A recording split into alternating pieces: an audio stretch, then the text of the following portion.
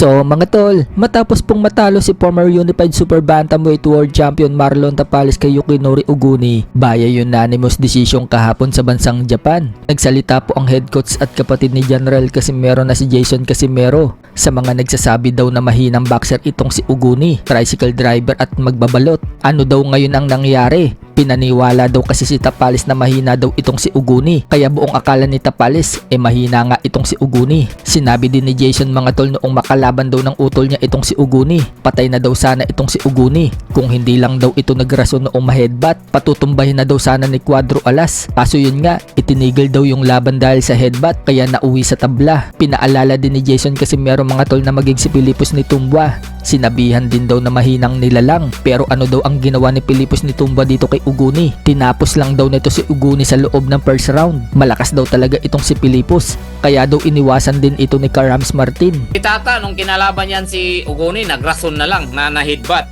Pero kung hindi yun nagrason, wala na, papatay na yun eh. Kapit na sana yung patumbahin nakarason lang na na-headbutt. Samantala, nagsalita na nga po si Yukinori Uguni sa pagkapanalo niya kay Tapales. Sinabi ni Uguni mga tol na magre-retiro na daw sana siya kung natalo daw siya kay Tapales, pero nanalo pa siya kaya sobrang saya daw niya ngayon. Pagdating naman daw kay Tapales, walang duda na mabigat daw ang kamao nito. Ginamit daw nito ang pagiging world class spins at very skilled fighter daw itong si Tapales. Binunyag nga din po ni Uguni mga tol ang kanyang game plan.